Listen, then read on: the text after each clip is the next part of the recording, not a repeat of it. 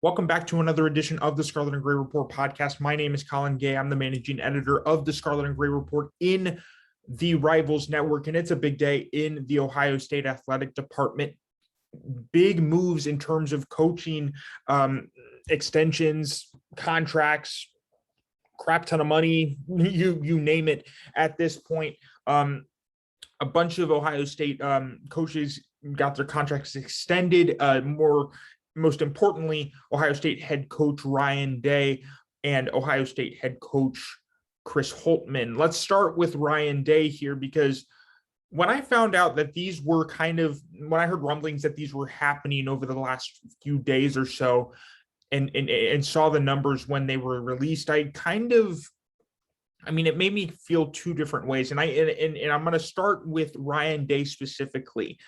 With Ryan Day, it made me kind of think back to what the mindset was for him returning to the Rose Bowl when Ohio State was facing Utah in January. And this may not make a ton of sense. I wrote about this. This was kind of like the start of my story in terms of my reaction toward Ryan Day's 2-year contract extension, which you can read at the Scarlet and Gray Report.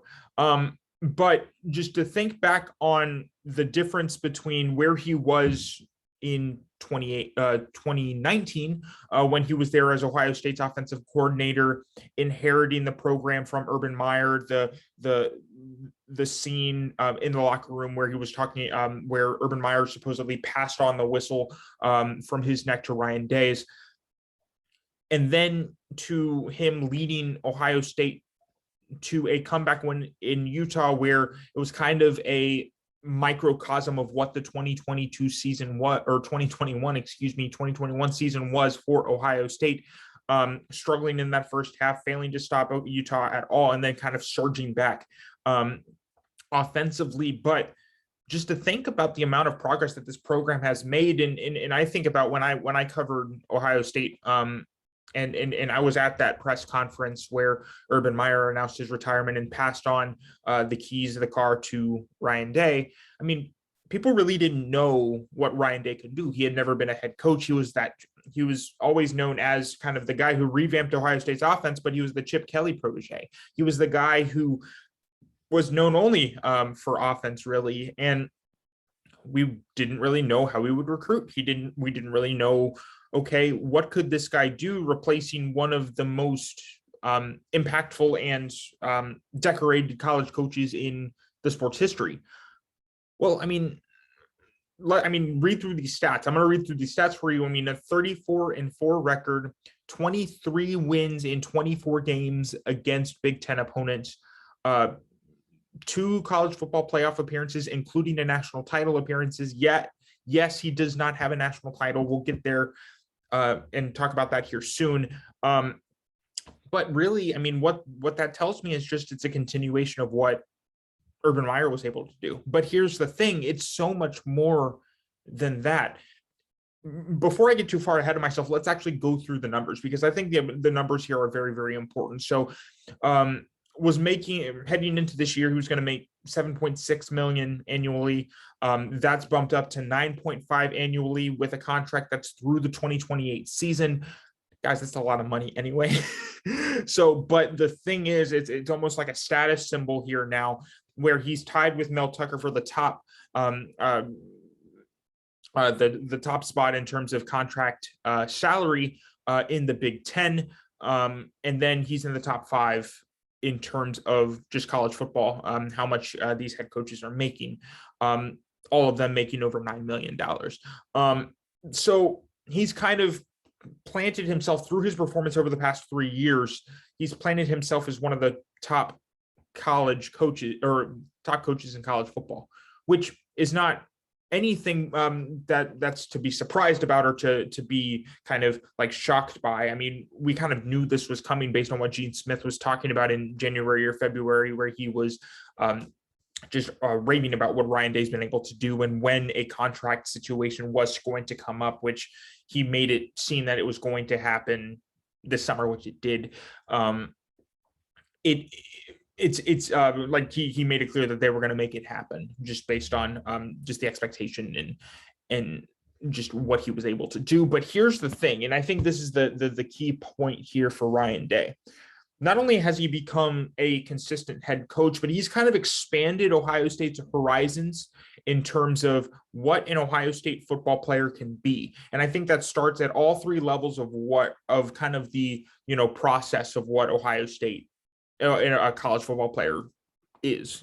I mean, starting with recruiting, Ohio State has continued to recruit at a high level, 3 straight top 5 classes, including 5 top 16 quarterbacks in 3 years, even though Ohio State hasn't been able to keep all 5 of them, with Jack Miller and Quinn Ewers both transferring. You have a room that is, for lack of a better term, it's sexy, and it's a room that quarterbacks and, say, wide receivers, as Ryan Day said a couple of weeks ago, that they want to be a part of. And Ryan Day, Corey Dennis, they're taking advantage of that, bringing in some of the top guys in the country, recruiting some of the best guys in the country, being in the running for guys, I mean, like Dylan Raiola, who Ohio State just secured a commitment for in 2024. Guys like Devin Brown switching from a USC commitment to an Ohio State commitment. I mean, that was kind of a given with Urban Meyer, but it was not it really wasn't a given heading into what Ohio State, I mean, his Ohio State tenure. We knew that he could bring in top quarterbacks. We knew that he could develop top quarterbacks, but we didn't know if that recruiting kind of magic that Urban Meyer was kind of cultivating and had cultivated since his days at Florida. I mean, we really didn't know if that would be able to continue. And really that's continued not only on the offensive front, but on the defensive front too. I mean, that's 10 in 3 years, 10 5-stars, including, CJ Hicks, Sonny Styles in the 2022 class, JT Tuimoloau, coming from Washington State. I mean, just these guys that are coming across the country to be a part of this program, even on the defensive side of the ball. I mean, that's very, very telling for the culture and kind of the community that Ryan Day has begun to build. So that's kind of the first part of it. The second part is kind of the development inside the program. And you see that in terms of just performance. And we could take it, on straight wins and losses, as I already did, the 34-4 record, the 23 wins in 24 Big Ten games. I mean, that's massive, especially at Ohio State, where they're facing, like the Penn States, the Michigan States, the Michigans of the world. I mean, that's a very, very high bar to set, and it's one that Ryan Day has reached. However, I think a lot of it has to do with his, just offensive development. Ohio State under Ryan Day as head coach, and I think it even dates back to his days as an offensive coordinator, kind of has built up to his days as head coach and then just exploded from there. But Ohio State hasn't averaged less than 500 yards a game since Ryan Day became head coach. They haven't averaged less than 40 points a game when Ryan Day's been a head coach. They've always been at the top of the Big Ten. I mean, he's developed quarterbacks like CJ Stroud, where he's leading an offense that can be at the top of the country in points per game in total offense. I mean, he's turned an Ohio State offense that, used to be kind of known for its, running game and pass when it has to, short screens, kind of pass game extension of the run game type offense, to this pro style, incredibly electric pass game under CJ Stroud, under Kyle McCord, under Devin Brown, like these pro style quarterbacks that all have the exact same body type, but can kind of develop into this guy, the Dylan Raiolas of the world, all 6'2", 6'3", 215 pounds. I mean, what Ohio State's building is a system, especially offensively, where you're kind of, it doesn't really matter the body, the body's going to succeed because it's Ryan Day and he has a system and he knows the guys that work in what he wants to do. And that's the guys that he's bringing in, even Quinn Ewers and Jack Miller, even though they transferred to Florida and Texas respectively. But they kind of fit Ohio State's build and just being a part of that room, growing a part of that room, and seeing which quarterbacks kind of come out of that and can get that chance to shine and get that chance to succeed. So there's that aspect of it too. So kind of the on-field performance and even with the I don't know what to call it. I think humility is the bad word here, but like in terms of bringing in a guy after Ohio State's defensive performances last season, like the Michigan game, the Oregon game,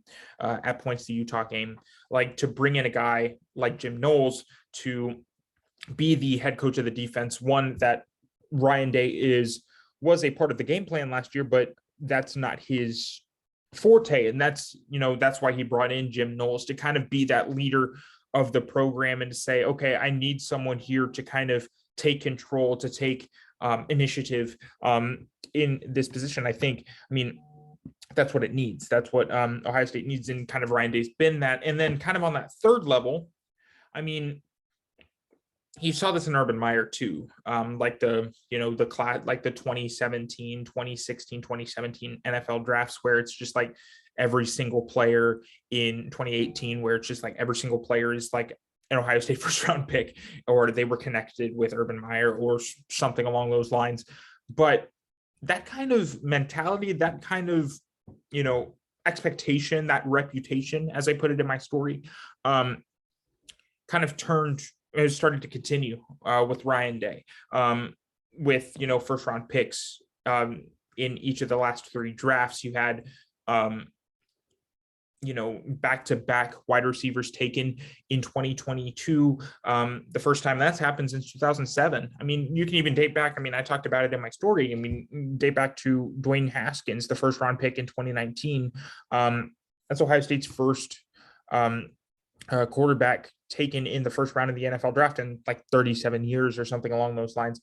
And that's due to Ryan Day's development. And it's not only him. I mean, it's something that was put in place, but he's kind of not only embraced what that culture, what that kind of brand of Ohio State has been, but kind of expanded it into his own kind of factory of, whether it's NFL development or just taking high school recruits and focusing in on, recruitment that way, instead of, and through that high school recruitment and things that have kind of been not had as much attention, especially with, the transfer portal and things like that coming up. But it's his focus on that has, continued this reputation of Ohio State's college football playoff powerhouse, and it will continue to be as Ryan Day goes through his contract, if they continue to bring in high level guys, which they should, with the track record that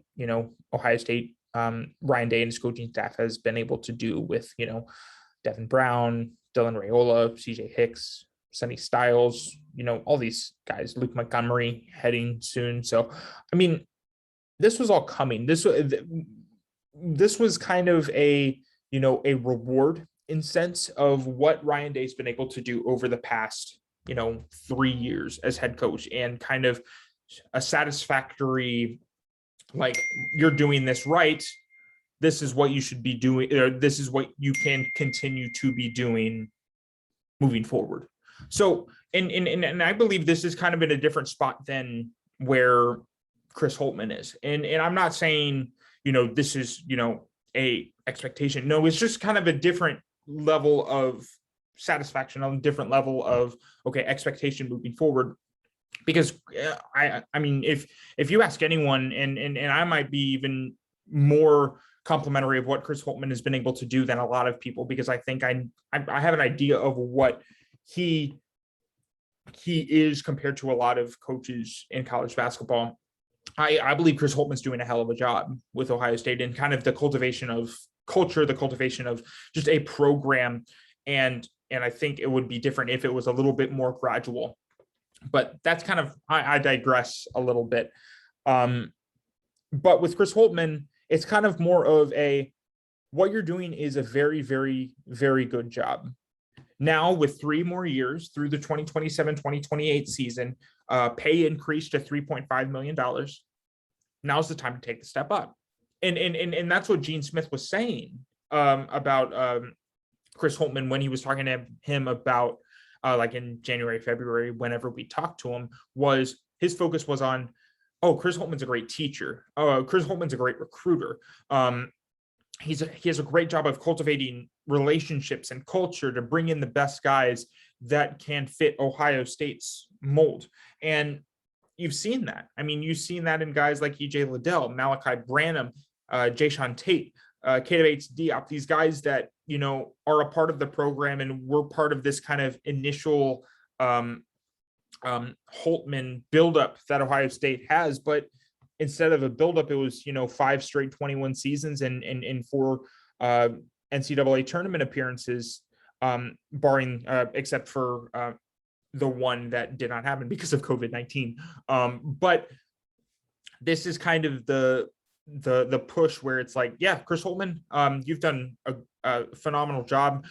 You're a great recruiter. This is the time where you need to make your money. So, you know, the Big Ten titles, but even more than that, I think that's the advancement in the NCAA tournament. So Ohio State hasn't made a Sweet 16 since the 2014-15 season. It's getting past that point.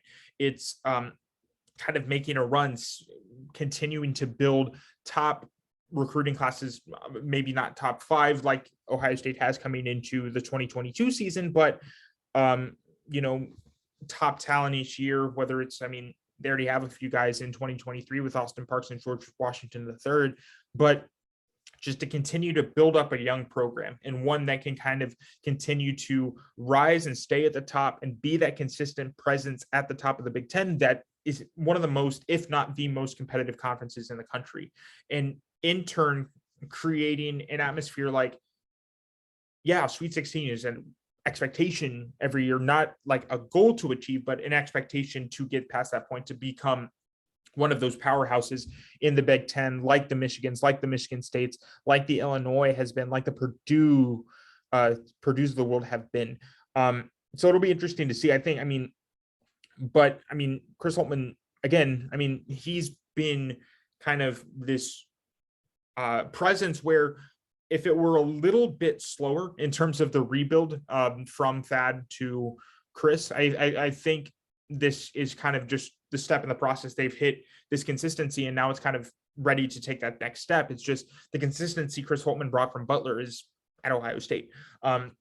So it's kind of, this contract is, yeah, you've done a great job. Now it's time to take that next step in the process. I believe is the same thing a little bit with Ryan Day. I mean, especially coming off, you know, those 2 losses to Oregon and Michigan, especially that Michigan game, to be like, okay, 2 more years, we made you one of the highest paid coaches in college football.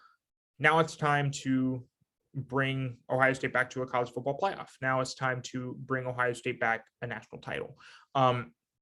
So there is some expectation there, one that I believe, based on the money involved here with Chris Holtmann and Ryan Day,